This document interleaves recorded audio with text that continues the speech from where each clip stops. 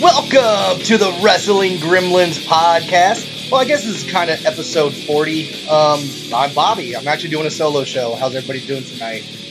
Well, I guess this morning, if you're on the East Coast, it's 5 a.m. On the West Coast where I'm at, it's 2 a.m. And you're probably wondering why I'm doing a podcast at 2 in the morning. I'm just watching the G1, and I just felt like, doing a podcast. Why the fuck not? I haven't done one in about a week and a half. I've been kind of waiting for, me and Nick's schedules have kind of been clashing. He's kind of going through some stuff, so I wanted to get some stuff out there. There's a lot of things on my mind, so I was like, you know what? I want to actually say it and there's a lot of stuff that's been going on, so why not talk about it? I don't know, where should we start? I guess, okay, if you actually want to hear the full thing, check out Castle Chronicles. Be one of the patrons on DT and KC on their show. But Kevin Castle covered it really well. I'm just gonna give my thoughts really quick on it. On the passing of Chester from Linkin Park. It's sad. It's sad. I was never a big fan of Linkin Park. The music I listen to is like death metal and grindcore and some underground hip hop and just stuff like that. But when I was a baby Bobby Lowry back in the day, I was in the new metal. I liked like Slipknot and like bands like that. But of course, when you're in that genre, it's hard not to know who Linkin Park is and isn't. They were a huge band. They still are a huge band until I'm not sure what they're gonna do with Chester gone.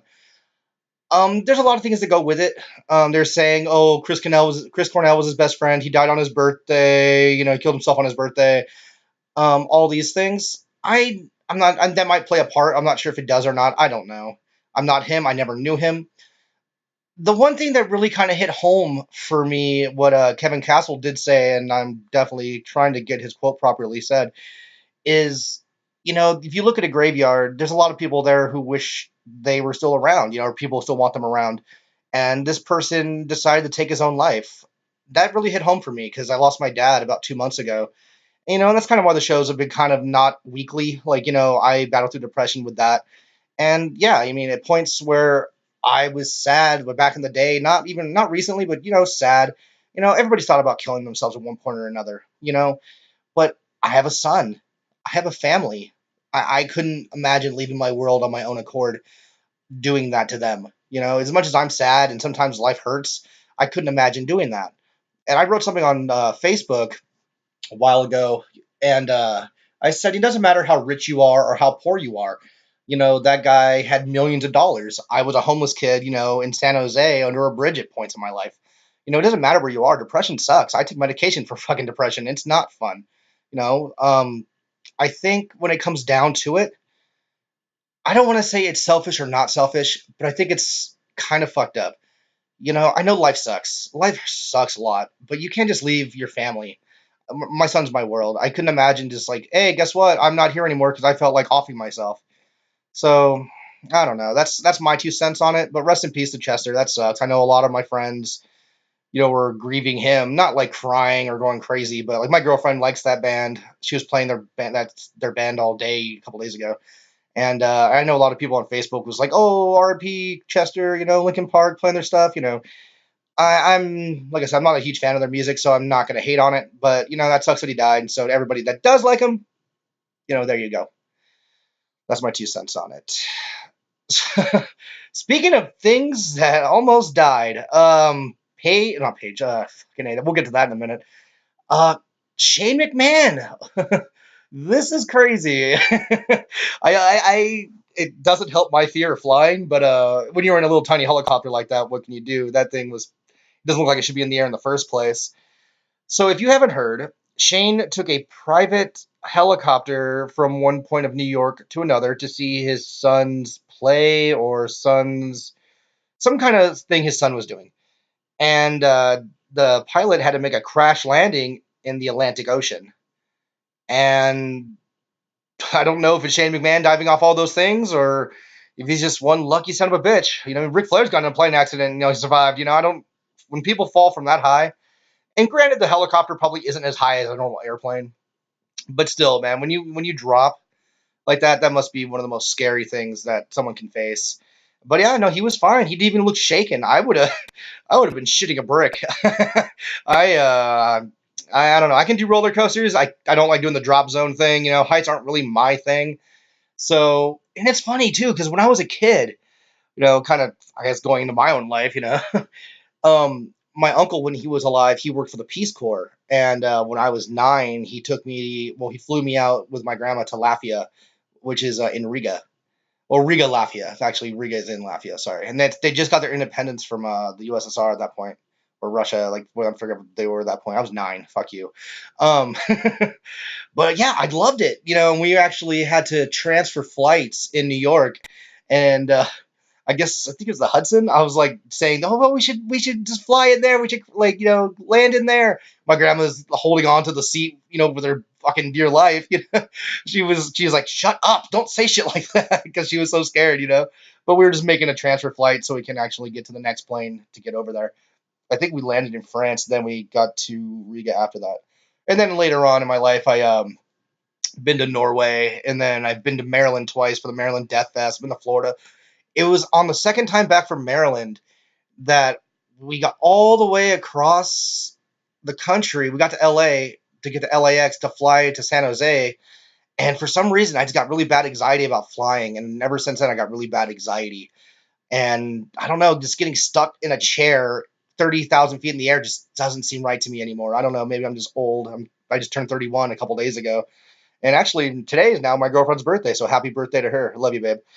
Um, but yeah, I don't know. That's crazy that Shane fucking fell in a helicopter. You hear all these random people, and actually it was Shane McMahon, the son of Vince McMahon, as you all know. This billion-dollar guy or million. I don't know how much fucking money Vince has, but that's crazy. Like, so shout out to Shane for being alive. That's insanity. So good to him. Um, like I said, I've been watching a lot of the G1. The G1 has been fantastic. If you guys have had the chance to watch it or not, like you guys need to. Some of the matches on there that have just been outrageous. Night one of Kota Ibushi versus Tatsuya Naito. Sorry, that's why I always say Naito because Tatsuya is always hard to me to say for some reason. Japanese names are just kind of difficult, I guess, for me. But yeah, Naito versus Kota Ibushi, that match was insane. I I don't know, man. Like you see these matches with Okada and you see Kenny Omega, and you're like, oh, 7 stars, 6 stars, blah blah blah blah blah blah blah. You know, I don't like to. We do the whole chicken wings and all that stuff, because it's kind of funny. Um, but I don't want to put a ranking on it, but it's up there, man. It's one of those matches where you need to see it. It's insane. It's all the stuff like the spot that Kota Ibushi does, where he goes, stands on the ropes and does a suplex from the outside into the ring. The German suplex is insane. It's crazy, man. Like I loved it. It was really, really good. You have that. What another match? Another one's Kota Ibushi versus Zack Sabre Jr. I honestly think Zack Sabre Jr. and this might just be like the mark coming out of me. I think he might be the craziest technician I've ever seen. I mean, Daniel Bryan was really good, or Bryan Danielson, the American Dragon, whatever you want to call him. He's really, really good. But some of the stuff that Zack Sabre Jr. does is just it's outrageous. It's just something you see and you're wondering, wow, that guy did a flip right into a triangle. Like, what just happened? Like he's so good at just doing submissions. He's technically sound to the point where I don't think I've ever seen anybody like that. Maybe there's people back in the day, that I don't know about. I've been watching wrestling for about 28 years now, and I don't remember anybody being that great at that kind of move set. Like, don't get me wrong, like Bret Hart's amazing. I know WWE doesn't like to say his name, but Chris Benoit was really good at submissions. Dean Malenko. You have a lot of really good guys at submissions, and I'm just doing my generation. I know there's a lot of other guys. But when I see Zack Sabre Jr. do some of the shit he does, man, it just fascinates me. It's like, man, how long did you train in like that style to get that good? Because you got to think everybody else trains in that kind of style, but he took it to a different level. I mean, Kurt Angle, he's great. He's a wrestler. But I don't know, man. Like the way that Zack Sabre Jr. does it, just dumbfounds me, I guess. Another match that's been really good. Uh, Minoru Suzuki versus Kenny Omega. And it was good for the point, like, you know what I mean? Like, Kenny Omega matches are always cool. There's the V triggers, all that stuff. But it wasn't even that the match that the stuff he was doing in the match was crazy or anything. But it's what people always complain about. Oh, people don't sell moves anymore. They don't sell how bad they're hurt. Minoru Suzuki was beating the shit out of Kenny Omega's leg, like to the point with a chair, and to the point where he was just hobbling. He can't even do certain moves. Selling that it really hurt. It's not like, okay, you got hit in in the leg, like 3 seconds later you're running up the ramp, going crazy, running around the ring. No, he tried to hit certain moves and couldn't do it because his leg was giving out. That's selling. That's something that I think is missed because you don't need to do a bazillion moves, even though there was a good amount of moves. But the show that you're in that kind of agonizing pain and then playing it like you're actually hurt. That's what wrestling should be about. And the one person that always says that is Jim Cornette, which brings me to my next topic. I'll get back in the G1 in a minute because I'm going to be watching here in about 15 minutes, but I'll watch and do the podcast.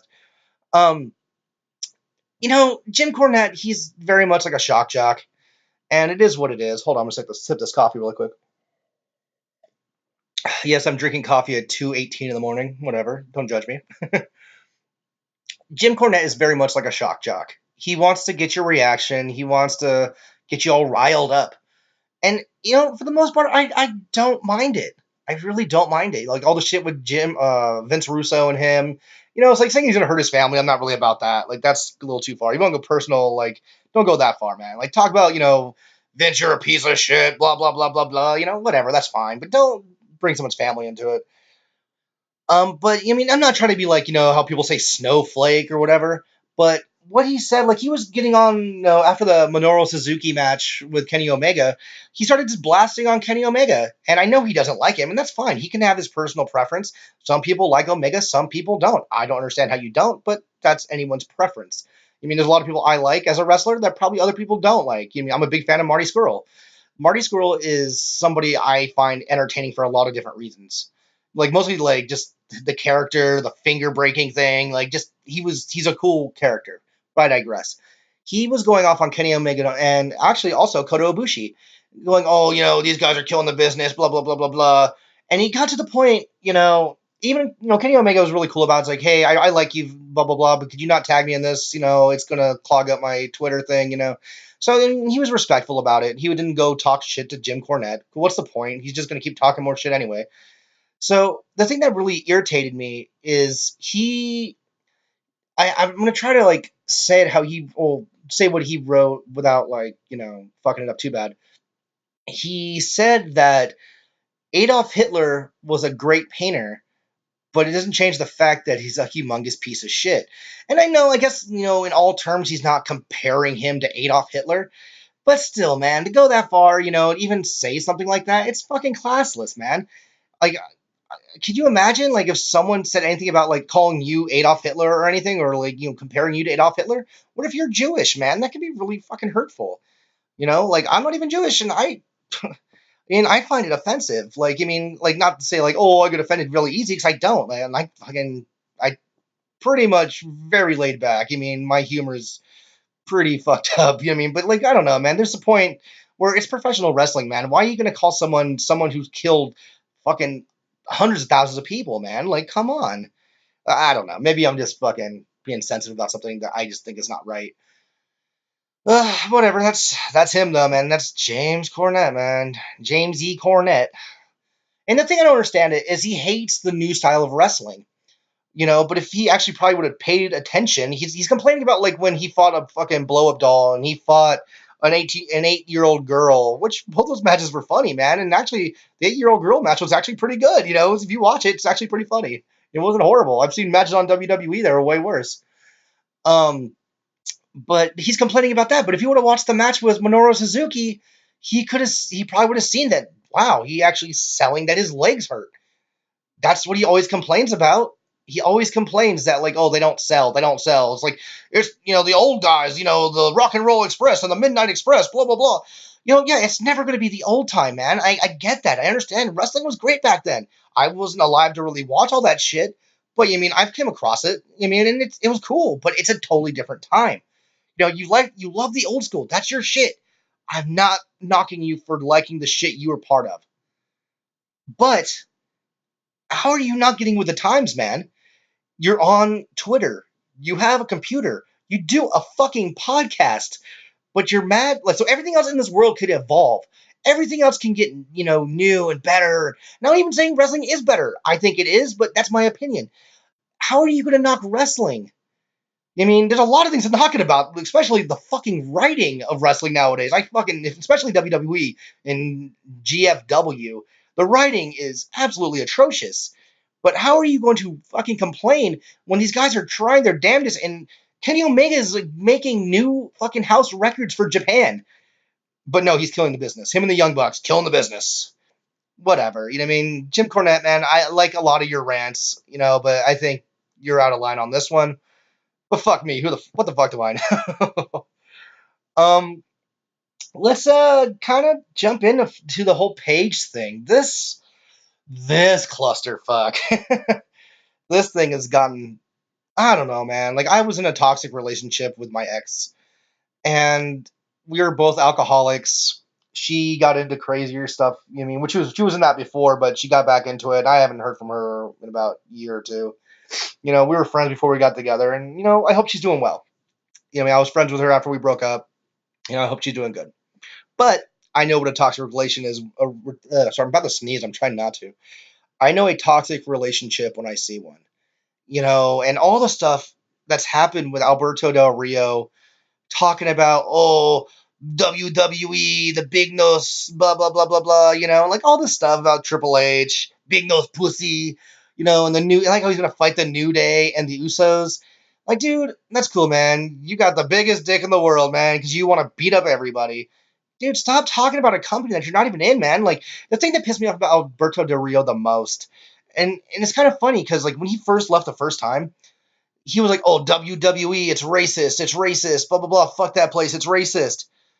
So, did you just swallow your pride and for the money come back so they're not racist anymore? Like, where the fuck are your values, man? Where's your character? If they're racist and you hate them so fucking much, why did you come back?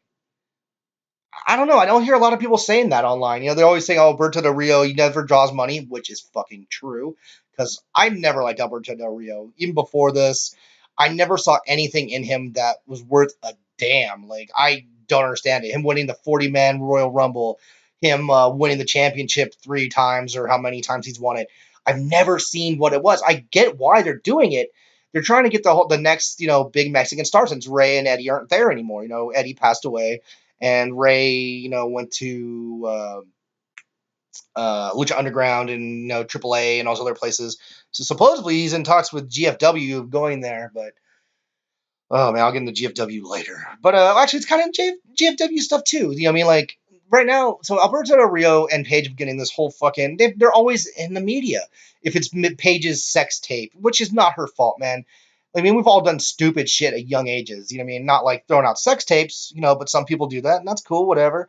But there's a lot of things that Paige has got into lately since she's gotten with this guy, and it's not been good. The recent thing that's happened, so, I'm not going to go into all the old shit, but I guess what happened with, they were at an airport, and there's a recording. You guys can find it. I'm not going to record it and look for it. You guys can find it. I'm sure you've already heard it. If you're listening to a podcast, you've probably already heard it. Where Alberto Del Rio and Paige are in this argument where this lady sounded like a lady, and Paige said it was a lady, but Paige says a lot of shit, was recording them, and you hear them, it's like, get the fuck away from me. Oh, I'm going to call the cops on you. Call the cops on me. Blah, blah, blah, blah, blah. At least that gets me the fuck away from you.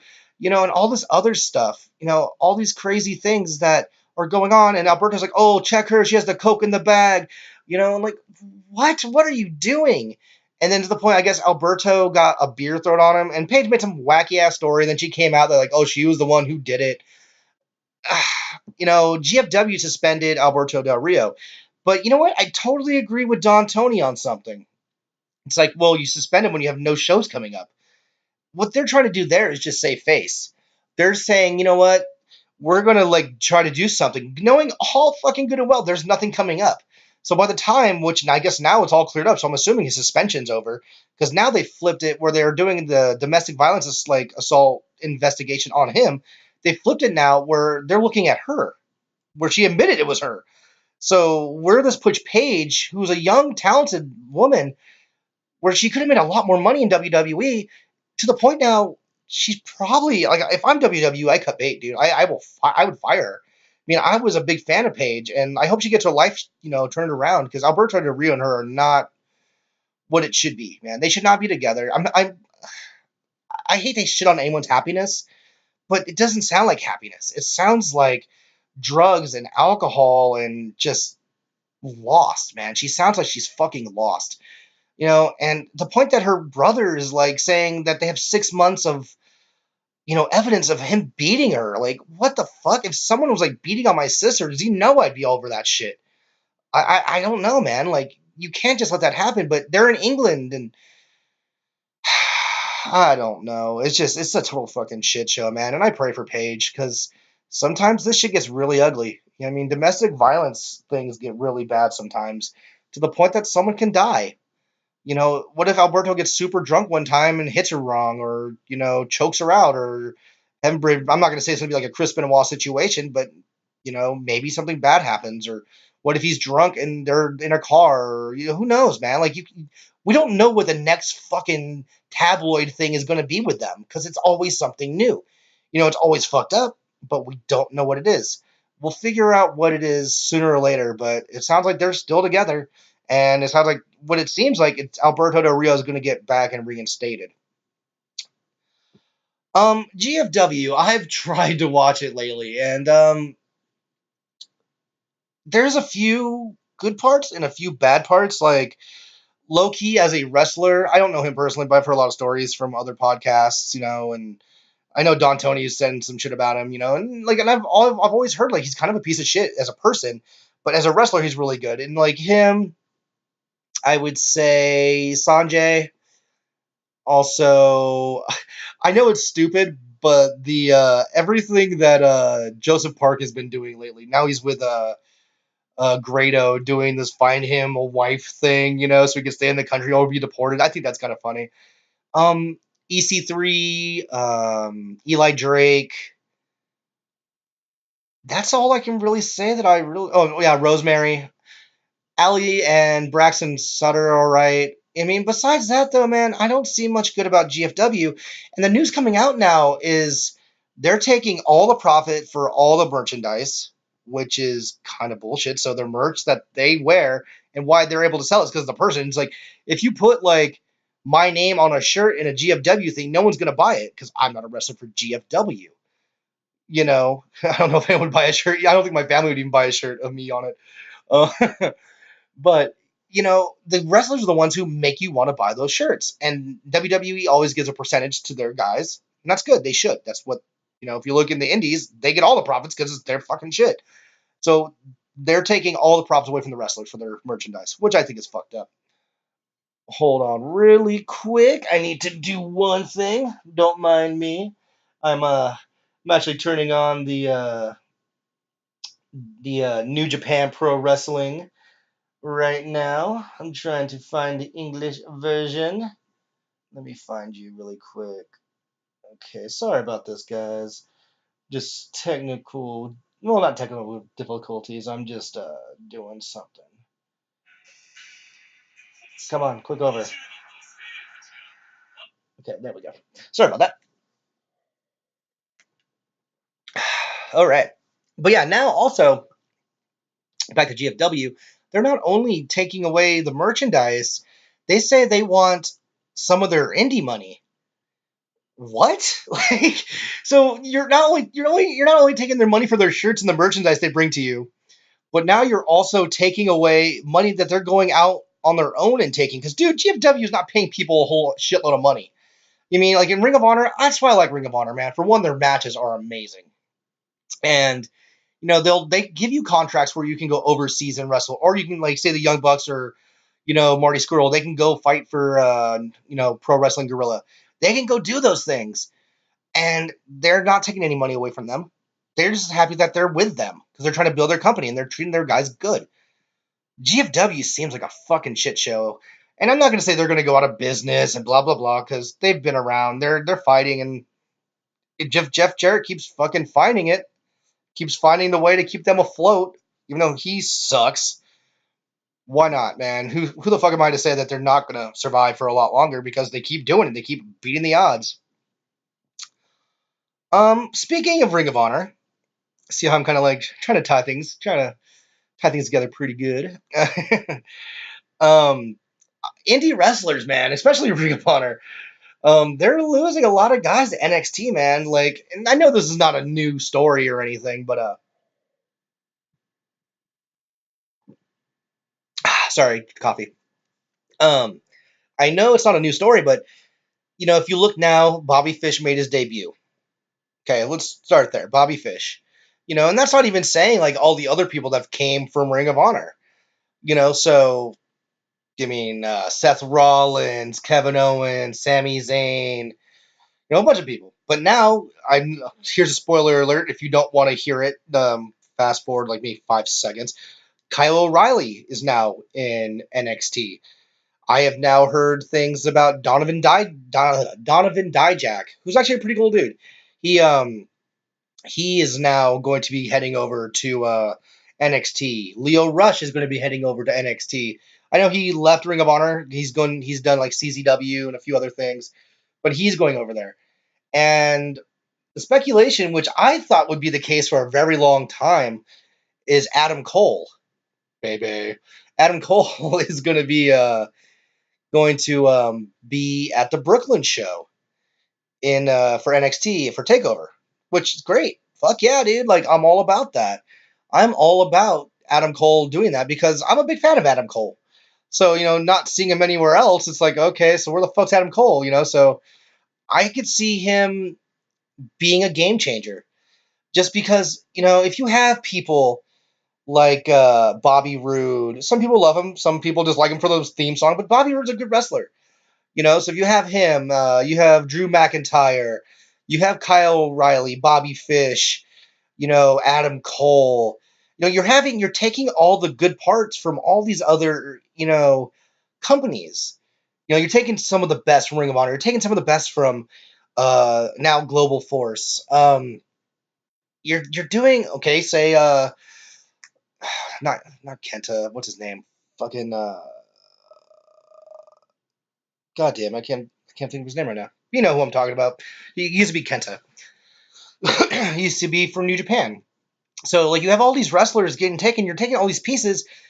They're trying to build something. I think it's great, man. I think what they're doing right now is they can do something really good if they combine it all together and make it right. What really hurt NXT before was them just taking all their main guys. Okay, we're going to take Charlotte, we're taking Sasha, we're taking Becky, we're taking Bayley. It took Bayley a while. It took her about a year. What else? We're gonna take did I already say Finn? Okay, Finn Balor. Who else? Kevin Owens, Sami Zayn, Shinsuke Nakamura. They're taking everybody. They took everybody, so they're getting fucking whittled down. And what are you gonna do? Like you're getting left with just bits and pieces. If you have a giant meal and all you get is like a couple bites of one thing and a couple bites of a salad and a couple bites of bread, you're not gonna have a full meal and you're gonna kind of feel like it's lost. I think like the women's division is hurting. I think it'll be better after the Mae Young Classic, but I think there's getting to be bright spots. They have a few good wrestlers in there. I'm assuming Asuka's leaving soon. You got to think she's has to come up at some point. I might not even want that. She's doing really well down there. She's about to beat CM Punk's record.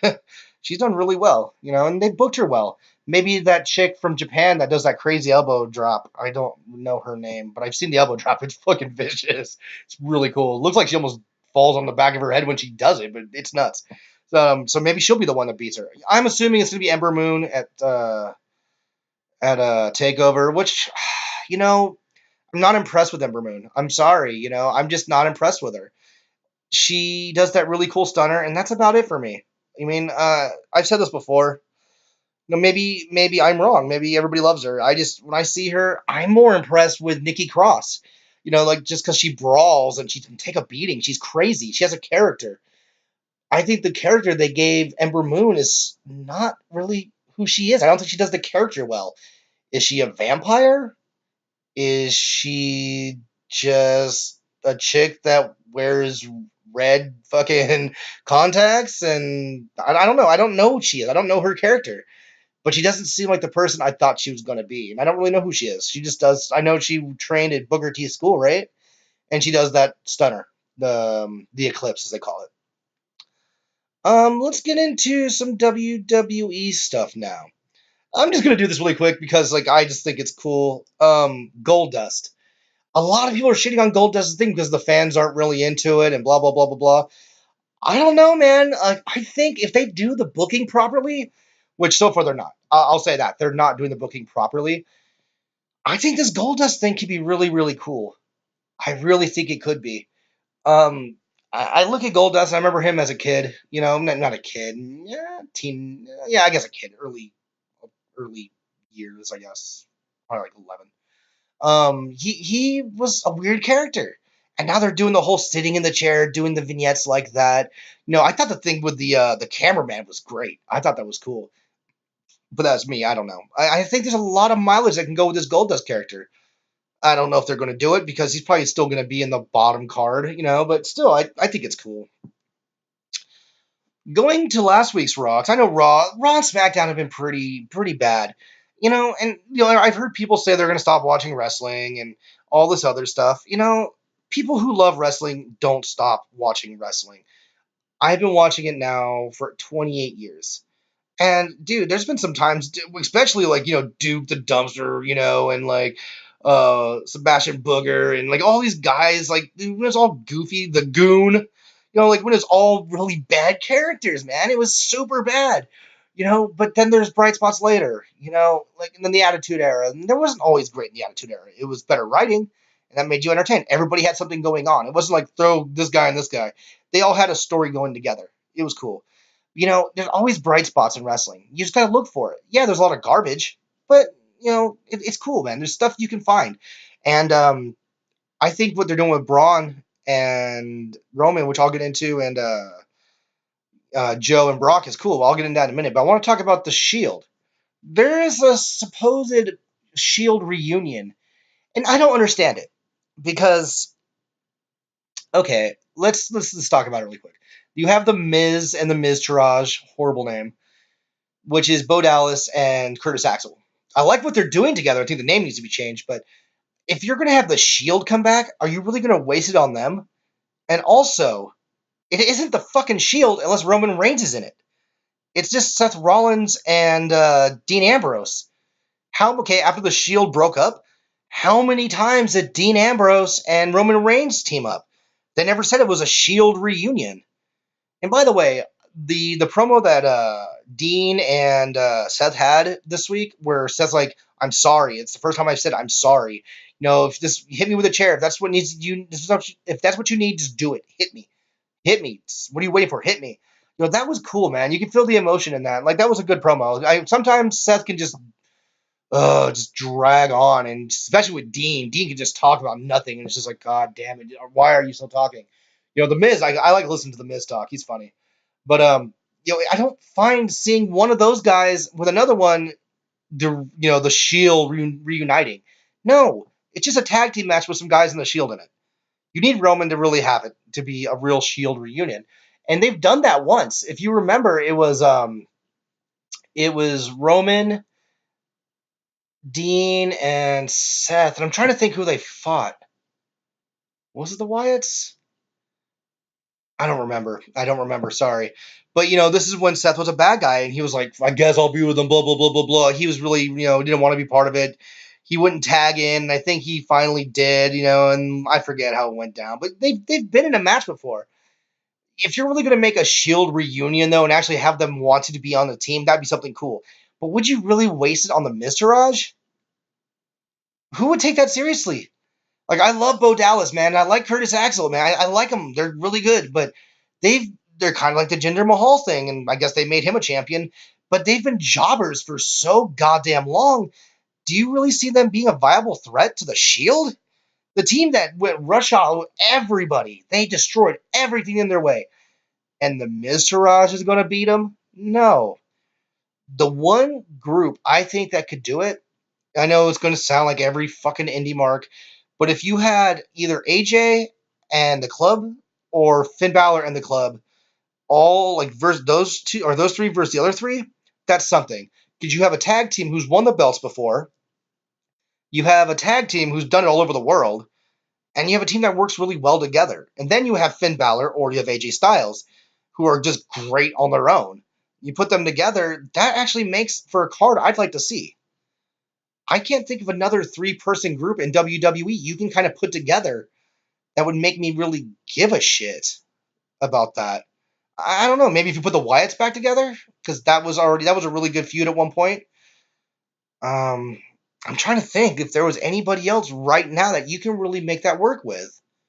I mean, you could always tie people together and be like, okay, well, they're gonna put John Cena and they're gonna put Randy Orton and insert name here, and yeah, that'd be a viable threat. Yeah, but I mean, for a team, I just think the Miztourage is kind of a waste for that. I think they're doing great for what they are, but it's kind of a waste for that. Going. Oh, did you guys hear about Ryback? Ryback is saying probably what's on every dude who doesn't like women's wrestling, what he's thinking on. He said it out loud, basically.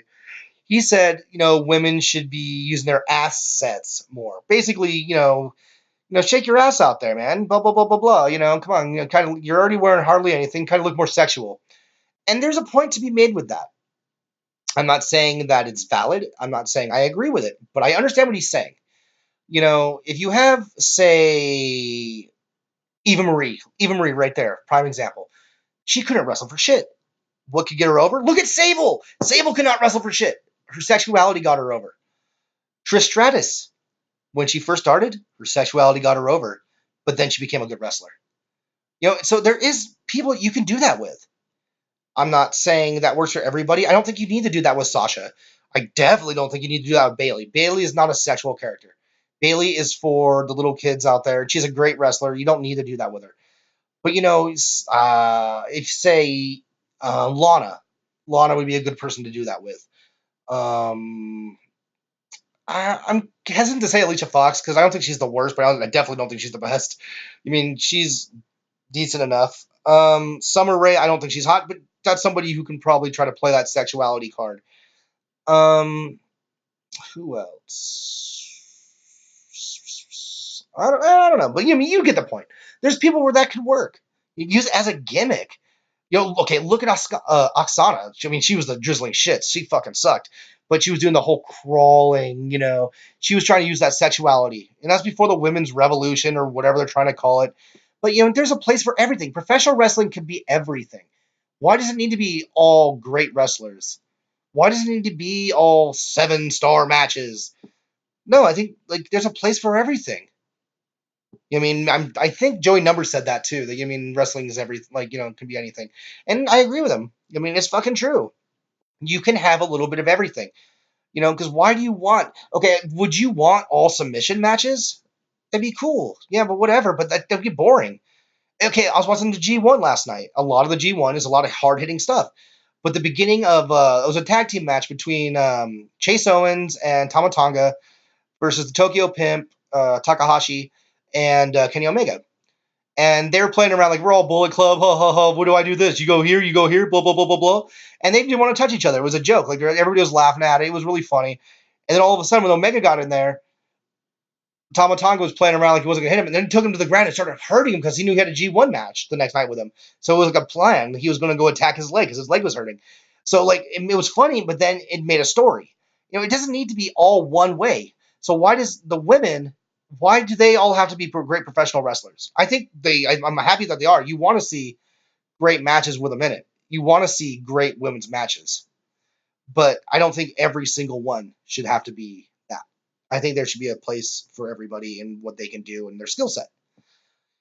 But moving on, let's get into Roman Reigns, Brock Lesnar. Samoa Joe and Braun Strowman.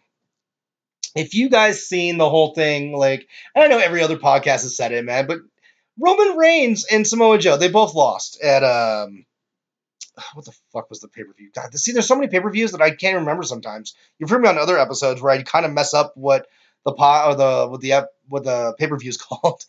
What was it? Was it Extreme Rules? I don't fucking remember. See, that's how bad it is. But anyway, the last pay per view, they had they had Roman Reigns lose clean. Dude, he lost. He was an idiot and he fucking dove right inside the back of the ambulance like a fucking dipshit. And what happens? He gets out, beats up Strowman, puts him in there after he already lost, and then he fucking rams the back of the fucking ambulance into a truck, basically trying to kill the guy. Okay, nothing. Then Joe, I mean, which I know a lot of people said the match with Joe versus Brock wasn't that great. I thought it was great. I thought it was good for what it needed to be. Do I think that Joe should have kicked out of the first F5? Yeah.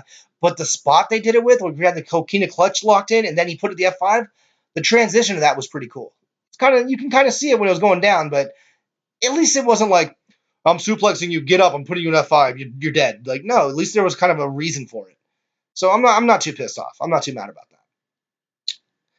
that. But I don't understand how, for one, you get rewarded for basically almost killing Braun, and then you get rewarded for losing to Lesnar. You should have another. You should have like not maybe a tournament or maybe a bigger match. The people who didn't lose that night, get a chance for the belt. Like I'm gonna say like Finn Balor. Put Finn out there. Put who else could be in there? You're not doing anything with Dean that's important. Put Dean. Put Seth.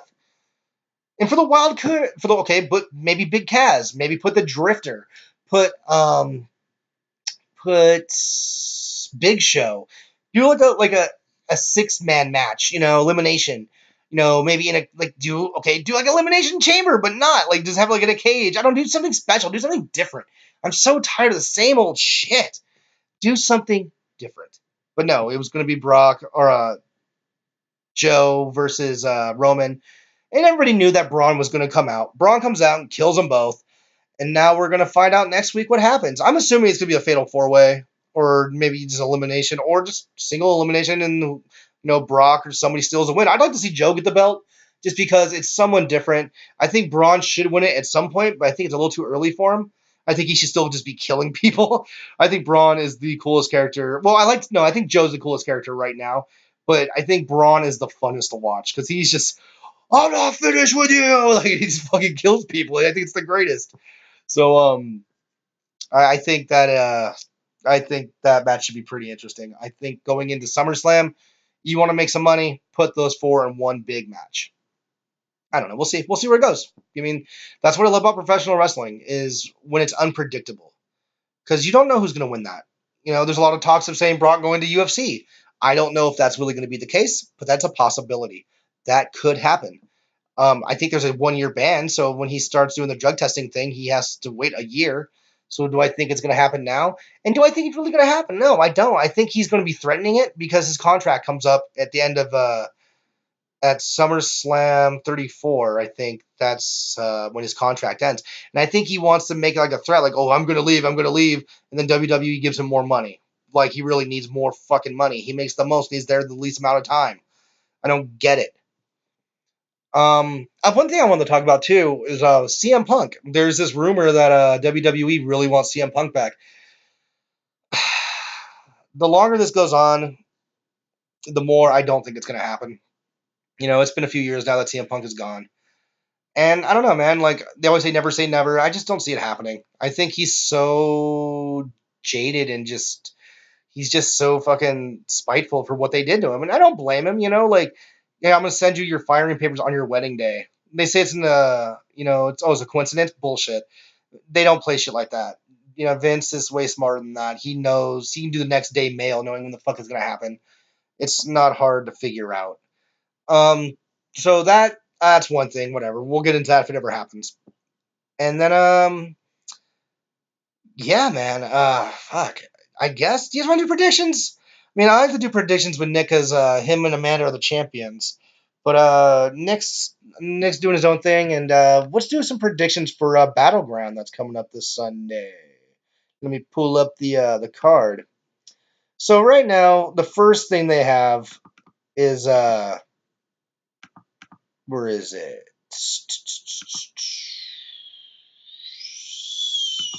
Okay, you got Ty Dillinger versus Aiden English. Okay, if Ty Dillinger loses this match, there's something extremely wrong. Like, I'm not saying that Aiden English is a bad wrestler, but Ty Dillinger got brought up. Another person who got brought up for NXT, like we were talking about earlier. He's another fucking guy. He's really good, but like, if you're gonna do something with him, do something with him. Like, don't just bring him up for no fucking reason. I don't know. We'll see.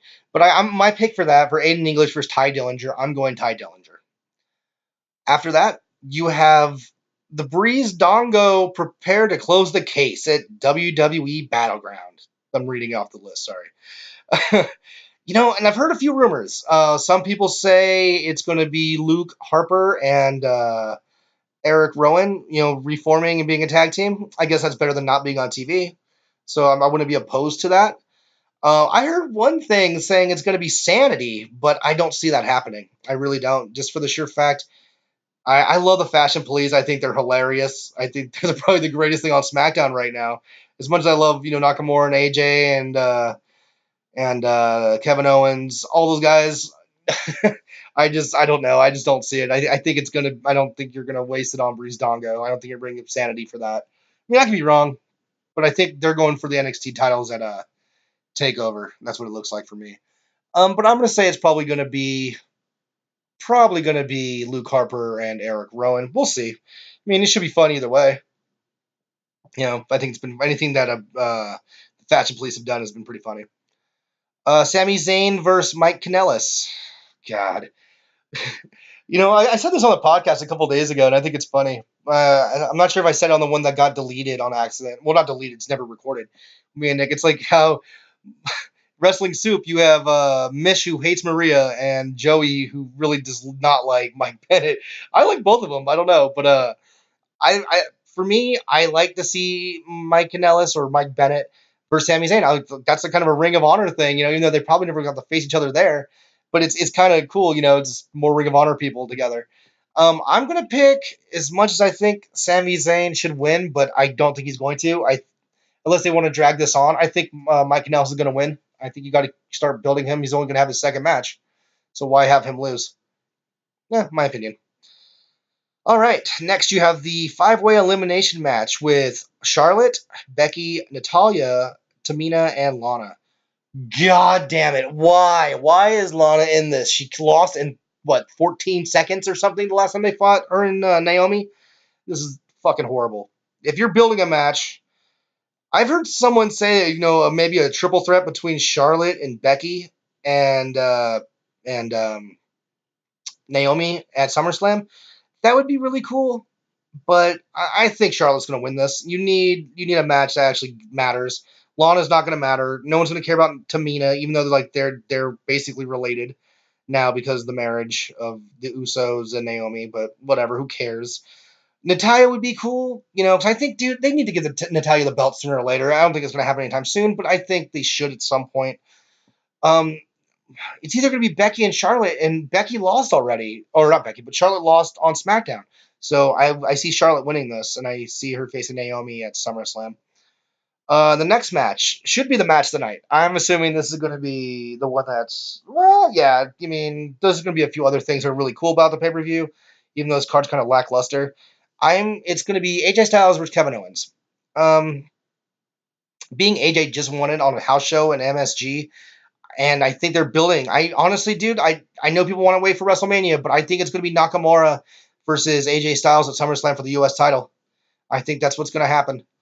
So unless Kevin Owens does it here and then they do a U.S. Open challenge or a rematch before SummerSlam, I think AJ Styles retains. AJ Styles is going to win and go to SummerSlam to face the winner of the next match, Shinsuke Nakamura versus Baron Corbin. And I think, like I said, I think it's going to be Shinsuke because I think they're building for that match.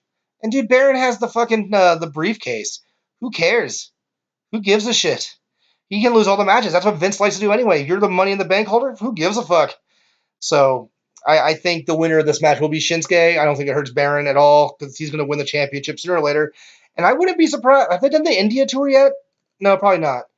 Whenever the India tour is done, I mean that's gonna be the day the day they get off the plane. Baron Corbin's cashing that shit in because they do not want him to have that belt after that. He has been horrible as a champion. I like the idea when it first happened. It's like okay, anybody can win the belt, but he is Jinder Mahal has been fucking horrible. I'm sorry. I just don't think it's been good at all. The next match you got going on, you got the tag team titles of the Usos versus the New Day. This match was the hardest for me to predict. I went back and forth. I even on the Patreon for Don Tony and Kevin Castle, I did the prediction thing, and I'm not sure if I put New Day or the Usos. I think I put New Day, and that's what I'm going to say here. I think New Day is going to win it because the Usos have had the belt for a while. I think the New Day would be they're funny, and I think that gives them something new. I think the Usos, what they're doing is really cool. I think they run the rap battle, by the way. I think they're doing a good thing. They're way better than the paint-faced Usos. But I don't know. I think New Day is going to win it for that pop, that happy pop for the fans. I don't know. There's a lot of good guys winning. Ugh. Fuck, I already said it, so I'm going to stick with New Day. I'm not positive, but it's a possibility. They can go either way. Do you guys want to predict who's going to win a flag match between John Cena and Rusev? I will. I don't want to, but John Cena's winning. Duh. And I have this really good question for you guys. What? Okay, say John Cena had to lose one. What would he lose? An I Quit match or a flag match? I want you guys to hit me up and tell me because I don't know. I really don't know. I think, I personally think he'd probably lose an I Quit match, even though he's Mr. I Never Give Up. But dude, he's Mr. America. What would he lose? If he had to lose one, which one would he lose? An I Quit match or a flag match? But yeah, John Cena's winning this. I think Rusev's still in the doghouse for some reason. And he's not Dog Ziggler, no. But I see him losing. It's unfortunate, though. And then you have the last match, the Punjabi prison match between the modern day Maharaja, Jinder Mahal, and the Viper Randy Orton. Randy Borton, because he's boring as fuck. But yeah, no, I want this feud to end. And what I think is gonna happen, I think if it's either gonna be Jinder Mahal versus John Cena at SummerSlam because he has to be there for America, or it's gonna be him versus Baron Corbin. So John Cena's going for the belt at SummerSlam, in my opinion. I think that's gonna happen. Only because Roman's gonna be going for the other one. God, could you imagine Roman Reigns and John Cena champion at the same time? Oh man, I hope that is not the case. And I'm not one of the guys that shit on Roman, say he's the worst fucking thing ever. Do I like his character? No, but I think he does throw on good matches. Same with John Cena. If you look at some of the fucking great matches of WWE recent years, John Cena and Roman Reigns have been a part of them. Okay, CM Punk versus John Cena just happened, done this time, like, history-wise, a few years, like, in Chicago a few years ago. Well, not a few, but you know what I'm saying. A while ago, it was around this time. I think it was actually 2 days before my birthday, actually, when that's when Money in the Bank was. But it was like, I don't know how many years ago it was. But I don't know, man. John Cena's a good wrestler. Well, he's not a good wrestler, but he's a good entertainer. He knows what he's doing out there, and he puts on good matches with the people he works with. Him versus Kevin Owens, him versus AJ Styles. AJ Styles match has been great with him. Jinder Mahal, not so much. Jinder Mahal fucking sucks. Randy Orton, boring as shit lately. But yeah, I see Jinder winning that match. And that is my battleground predictions, ladies and gentlemen. And I'm sure Nick will be here either the next episode or so. He'll be back. But I just didn't want to leave you guys hanging. It's been kind of a while. Yeah, so shows to check out. Check out Wrestling Soup. Check out Solo Monster Sounds Off. Check out Don, Tony, and Kevin Castle. Sign up to their Patreons, man. Like, these guys, they put on a lot of time and a lot of effort to give you guys entertainment. They do it for me, man. Like, I mean, I pay to get all the extra shit just because it's that good. So, give them some love. Pay some, like, $5, whatever. Fuck it. Give them some money. At least you'll get, like, extra quantity and shit, so you'll like it. Also, check out Knuckle Up. Check out No DQ. Aaron Riff's about to do the whole, the road to 1,000 for No DQ Q&A. Check that out, man. Just, give them some love. Like we're all professional wrestling fans. We're all here for the same fucking reasons. I know a lot of people shit on each other, but at the end of the day, are we here for the same fucking reason? Cool. All right. So to follow us, um, check out for Twitter under Wrestle Gremlins for the Wrestling Gremlin podcast. Check out Facebook under the Wrestling Gremlin podcast. You can find our episodes on Mixcloud and on YouTube. I'm trying to find the way to get us on more platforms. I'm just not the smartest with it. I got to talk to my boy Clay. Maybe talk to a few other people. And I think that's about it. Everybody have a great battleground. Do your best.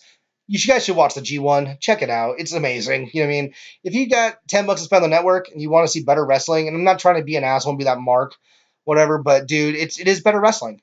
It's really fun. You don't even care. Like sometimes they have US commentary, sometimes they don't, but it's really good wrestling and it's fun. So check out New Japan World for that. They have an English button. You can figure it out. I figured it out in 2 minutes. Besides that, happy birthday once again to my lovely girlfriend Tina. And for the Wrestling Gremlins podcast, I'm Bobby. Have a good night.